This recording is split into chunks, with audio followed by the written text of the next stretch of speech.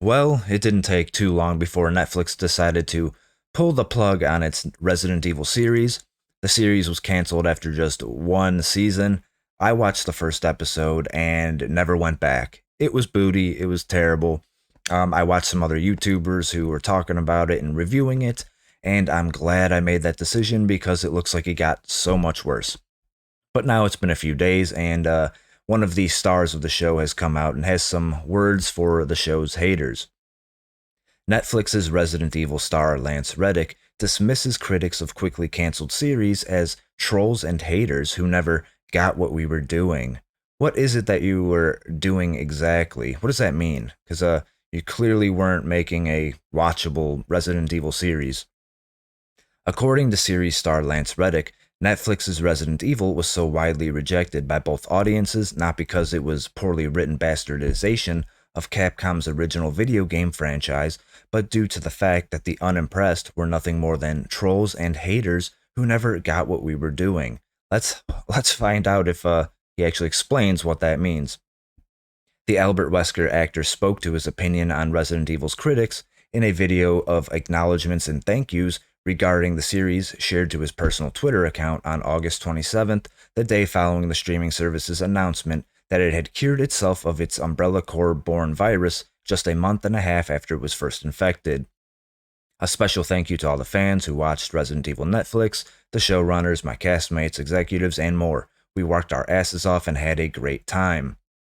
As all of you are well aware by now, our show Resident Evil on Netflix has been cancelled, said Reddick before dismissively asserting, and the haters and the trolls notwithstanding, I want to give a special thank you to all the fans who watched the show, who got what we were doing and really loved it, because there's a hell of a lot of you.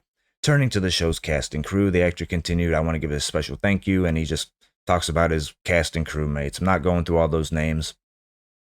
Throwing further condensation towards the series critics as he drew his message to his close, Reddick added, to the executives at Constantine Television, our exec producer Colin Scully, and the executives at Netflix who believed in the show and really loved it, and once again, who got what we were doing. We worked our asses off and we had a great time, and we made a hell of a show. Thank you, he concluded. Onward and upward. Again, what does that mean? What were you trying to do? I don't understand what this is supposed to mean. What were you trying to do? It's baffling to me. All right, this doesn't make any sense.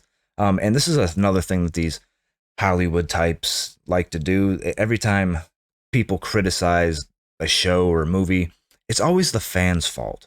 All right, this happens a lot. All right, it's always because of the fans who criticize or have critiquing it a little bit or whatever.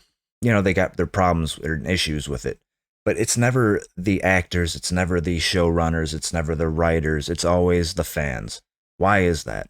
Okay, the slightest bit of criticism and these people flip it around and no, you're the problem, all right? You just didn't get what we were doing.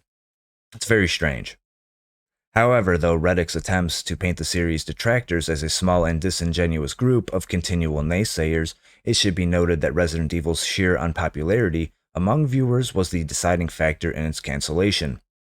As per Deadline, Netflix reportedly chose to axe the series based on their discovery that the drama did not have a particularly strong showing on Netflix's top 10, and cost first viewing is the streamer's leading renewal criterion.